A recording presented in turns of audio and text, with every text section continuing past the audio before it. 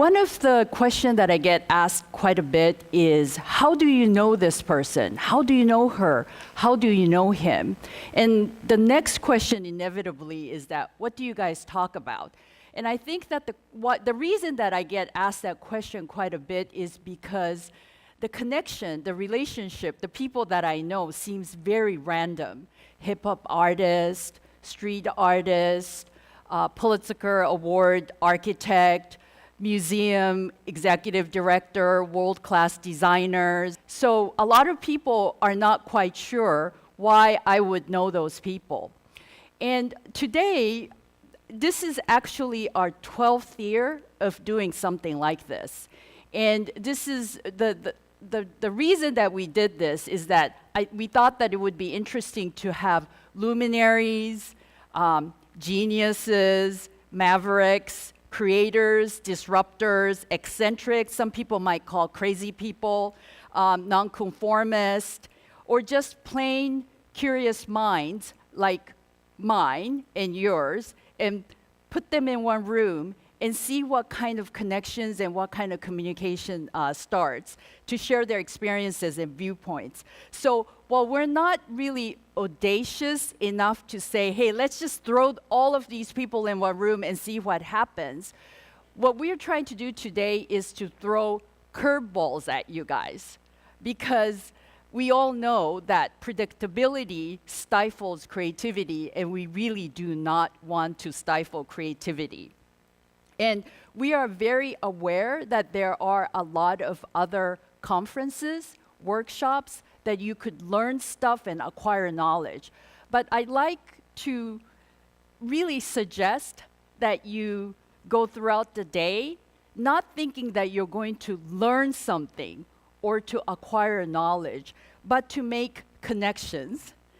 Connections with people, connections with ideas, connections with point of views, connections with anything that you see, food, clothing, and just keep an open mind about what you can experience today.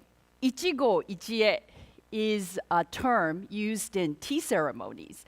And if you Google it, which is what I did, it means that every encounter is ephemeral and fleeting, which is true. But in all honesty, Ichigo ichie means that all the encounters and all the experiences you make at that moment, you will never be able to reenact that again. You might meet the same people, you might have the same conversation, you might even talk about the same topic, you might come to the same place, but Ichigo ichie means that you will never be able to experience that moment that you made that connection. So what I would like to say is that please cherish that Ichigo ichie today. Make that connection, and I hope that I could make connection with you as well. So before I'm going to introduce our next speaker, I'd like to go through some housekeeping issues. So I have a cheat sheet. And this is, the housekeeping issue is by the order of importance. First thing first, restrooms, bathrooms. It is outside, and contrary to the real world, it's easier for the women, and it's just out there. The female restroom, you just walk out and it's there. If you're a guy, tough luck, you have to walk all the way, go straight. If you don't see it, just go walk, walk, walk, and you see it. And with your male instinct, I'm sure that you will find that bathroom. So lunch will be served, and it is going to be catered by Local, which is owned by Roy Choi. It's going to be fantastic. You will have to go out downstairs to get that lunch. And apology in advance is that you will have to go through the security again. But our volunteers will guide you to where you can eat that lunch.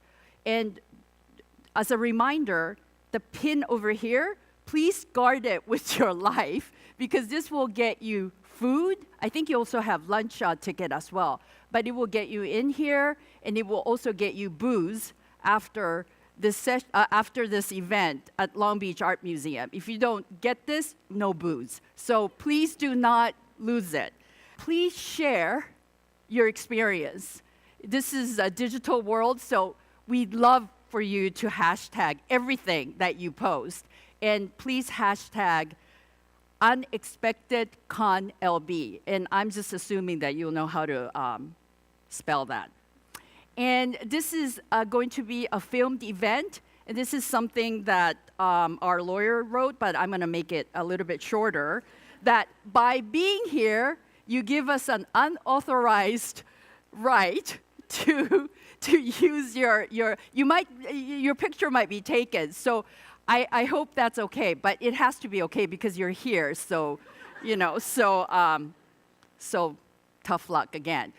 Also, you will see people wearing this kurogo, and this means that they should be able to answer any questions pertaining to this event. So please make sure that you seek them out. And then there's also a few people that are wearing custom T-shirts by David Cho, Amy Soul, and Daigo Daikoku, which, just a little bit of advertising, you can purchase online, an unexpected connection. So, but for the people that are wearing that today, please, if you have any questions pertaining to this event, please seek them out, and they'll be able to help you as well. I think that's it in terms of, I'll have to introduce our next speaker, our first speaker for the day.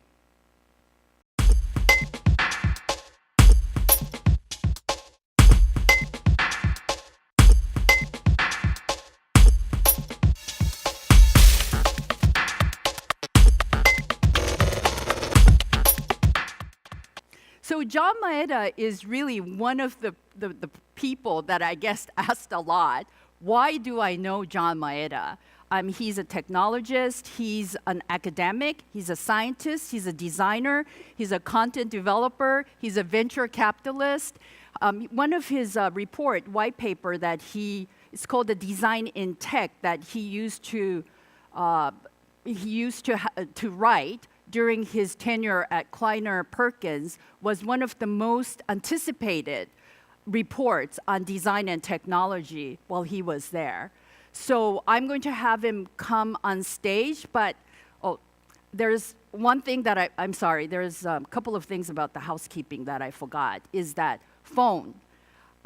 If you're going to use flash, because you could see that it's very dark here. So if you're going to please don't use flash. Basically, don't use flash when you're taking a picture because it might distract the speakers. And also, if you could start to put your phone on mute, because it's really kind of embarrassing. Incoming message. Incoming message. Sorry. Incoming message. Hello? Hello? John? Well, you were supposed to be in Long Beach. Yeah, it's now. What? You're not going to be here, but you're going to be coming us what? Oh, great. I made it. Here I am. Okay, I guess this is better than nothing, John. You said that you were going to share something with us that happened to you for people to expect. Well, I hope they can realize what I've realized, is that everything that happens to you can be turned into a new kind of energy. For instance, I tripped in the Silicon Valley area and I landed on my face and elbow. I shattered it. And I was lying there. I thought I wasn't in a good situation to be in. When it's broken and bleeding, you're on the ground. You're just like a bag of flesh. And so I realized nothing I did ever mattered. And so I had to find a way back to my Airbnb because all my technology wasn't working. So what I did is every time I got up, I would pass out. So like a Mars rover, I got up and passed out steps and steps. I went 10 blocks and finally got to a hospital. And then when I got there, I realized that the person said I had to fill out the forms. I broke my arm. I can't fill anything out. So I filled it out finally, and doctor comes in. Doctor says to me, "You look terrible." And I said, oh yeah, thanks. And he said, but can you move your neck? And I can move my neck. And when I can move my neck, I thought, I'm so lucky that my neck moved. A half hour later, a nurse comes to my office and says, you look terrible. What were you doing? And I said, I was exercising. And he said, you shouldn't exercise. That's bad for your health. And then he said, were you wearing a reflective vest? And I said, no. And he said, you could have been hit by a car. When he said that, I thought, I'm so lucky I wasn't hit by a car. My neck is okay. As I was being carted into surgery, I had an epiphany. The epiphany was, I'm an Asian man. And when I realized I'm an Asian person, I realized there was something here that I had to do. I found a connection, and that's why I'm so focused on inclusion these days. Oh my God, John, I'm so glad you're doing okay.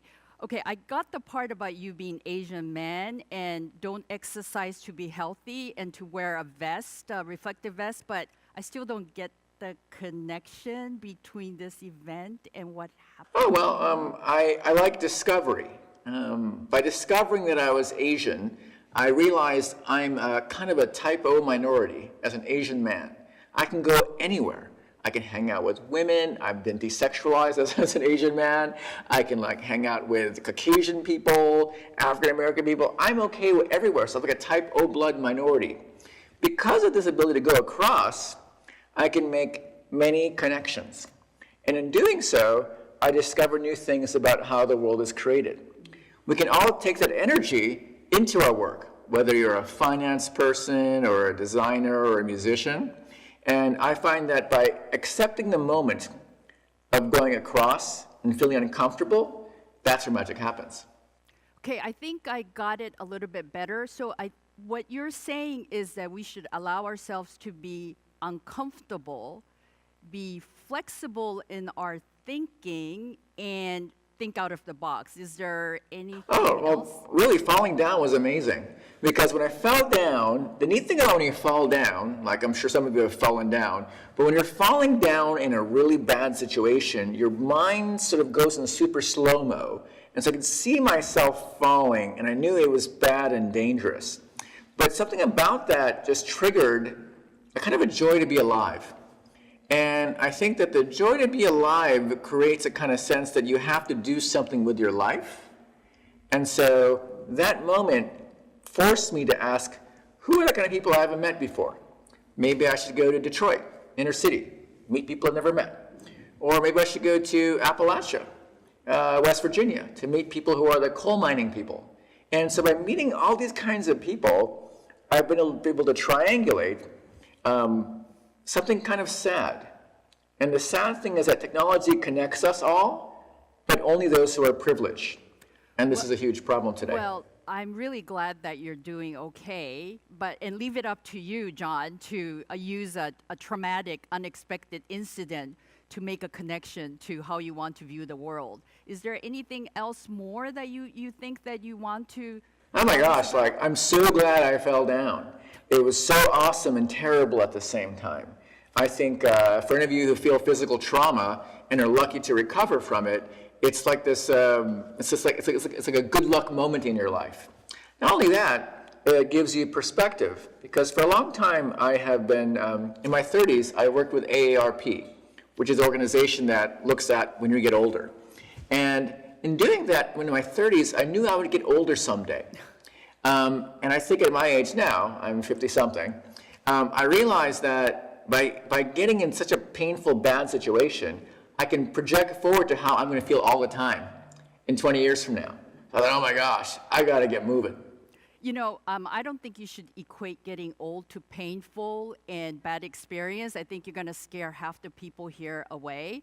But can you explain a little bit more, or maybe tell us a little bit more, what kind of connections you want to make in your 30s, in your 40s, in your 20s, or even in your 50s? I'm really hopeful that I can get to meet more people. I think that I've had the luxury of meeting people from all over the world, but also I don't know many people inside the United States. I hope to meet all kinds of people, and in knowing them, know there are different kinds of, I don't know if it sounds right, but knowing how they suffer in ways I have not suffered, know how they've been happy in ways I have not been happy. And in doing so, I think for all creative people, knowing more kinds of people just makes you more creative. I hope I fall down again, actually not. But I hope for more of these kinds of collisions that hurt, because through that pain, you find something brand new. Well, I certainly hope you don't have to hurt yourself to get another epiphany. John, as you know, you are actually opening up or kicking off the day of unexpected connections. What do you think you could tell the people over here what to expect, what not to expect, what to plan, what not to plan? Do you have any sage advice or anything that you could tell them? Definitely. Well, first of all, I hope all of you talk with people you don't know, because when you're in a big gathering, you hang out with your friends. The reality is that your friends know you, so that's all set. But knowing new people is key. The second thing is notice all the actors in the background. People who are making the event happen, people who are taking care of the dining. I think when you connect to everyone who's there and you treat them as a full member of the event you're in, the event changes, it becomes more personal, it becomes more interesting, and ultimately more memorable.